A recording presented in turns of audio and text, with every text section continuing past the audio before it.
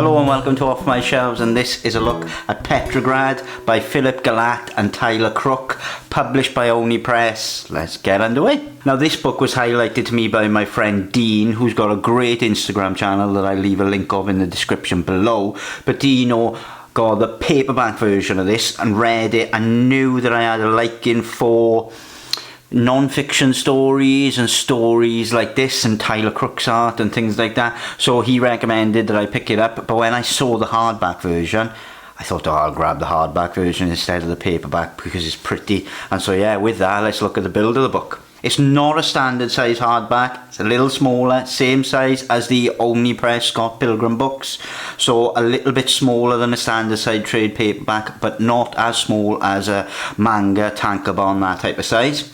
It is hardback, sewn binding. The binding was a little dodgy when it came to me, and what I mean by dodgy is the spine of the book was stuck by glue to the boards themselves, so when I opened it up the text block came away a bit. So I had to use a knife to kind of free up what was going on, really, to separate the glue from the board, so it opened up a bit. And then I used some glue to glue the text block back down. And so, not great binding. What I would think had happened is either where it was stored for a long time, the glue had dried out, or it hadn't been done correctly initially. Either way, it is a well-made book, apart from that overgluing issue which screws it up a little bit, I suppose. It's got a lovely cloth-bound finish on the side of the hardcover and the spine, and no dust jacket whatsoever, and it all comes in this sepia colour, so not black and white, more of a sepia browns rusty colour, which is good because the colour scheme kind of matches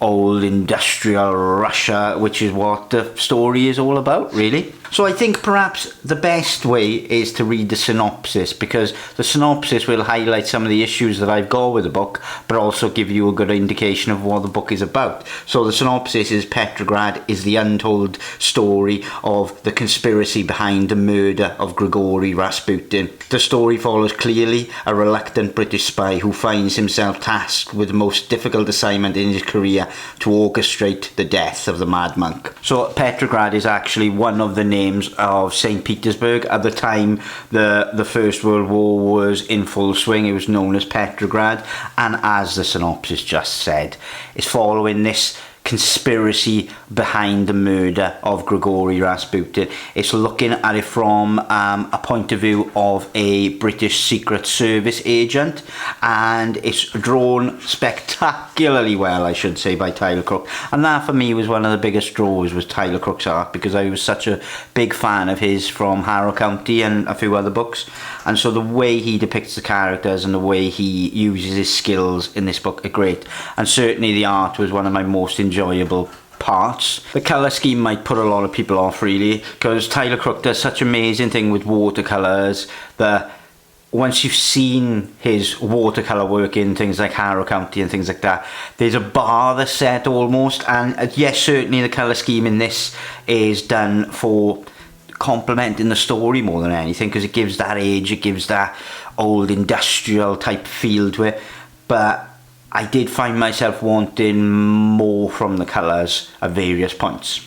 And so the book starts out kind of going over how Rasputin is this menace to the Russian Empire and to the World War effort, the First World War, because he has got the Tsar and the families that run Russia in his grip, and they won't do anything without him on board, really, and his say-so. And so the British government are very much afraid that if he tells them to pull troops out, then they'll be out of the war and the British will lose the war, because the British fundamentally needed the Russians to fight this war, or they would have lost outright.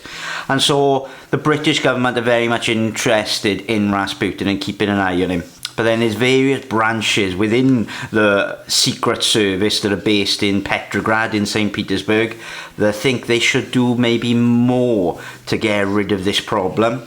And so a conspiracy starts to unfold between various factions of the royal family of Russia, the British Secret Service, and various few other characters in it. And they all plot together to get rid of Rasputin. And so I'm guessing a lot of you know that Rasputin was murdered, was assassinated, was stabbed, shot, poisoned, all of those things, and was a bit of an unstoppable thing for this group of people trying to kill him. But what this book does fabulously is it kind of showcases how much of a problem Rasputin actually was, how one man really literally had the entire war effort on his shoulders. The one nod or one word from him and millions of soldiers could lose their lives on the Russian and British sides. And yeah, it was a very precarious situation that all was resting upon Rasputin. And yeah, and this book does a great job in putting Rasputin on that pedestal and having that importance. You very rarely see him, or he very rarely talks until really late on in the book. He's this menacing presence that everybody's talking about, trying to solve this problem of Rasputin. But you don't actually see the physical guy, you only see him from afar. So you're kind of seeing it from clearly the Secret Service agent's point of view, really. The Rasputin is this distant character that he knows of, but he doesn't really interact with until the time of the death and the assassination attempt comes. It also gives a great indication of the power dynamic and the politics within Russia, all the different factions, all the communists, all the czarists, all the people, all these different political factions. It gives a good indication of that, because clearly he's a great character, because he's an outsider coming in and you following him, really. He is getting introduced to all these different factions, and because he's a spy, he has to interact with all these different players. So you get a good overview of the police, of the royal family, of Rasputin, of the communists, all of these things. And he sets up the complexity really, really well, I think. And the story is really engaging. Clearly does not want to be part of this conspiracy. He doesn't think killing Rasputin is the best way of doing it. And needless to say, there's not many people listening to him. He's kind of swept along with the current of this conspiracy because a few people think it's a fabulous idea and they crack on with it. And for the British government think it's a brilliant idea because it takes away this problem that's overhanging the war effort for them. And so obviously the book builds and builds and builds until the conspiracy actually takes place, and then it takes you through the various events of the assassination attempt.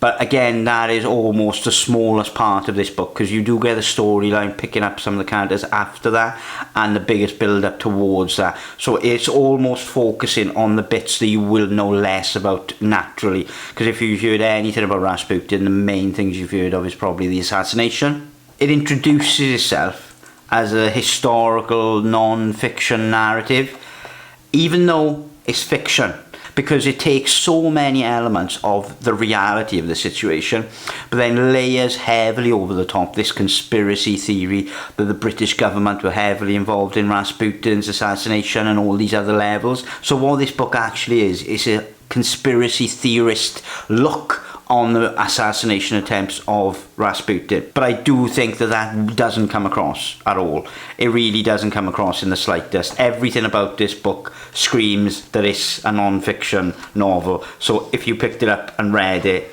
I wouldn't blame you if this would be your impression of the reality of the assassination attempt of Rasputin.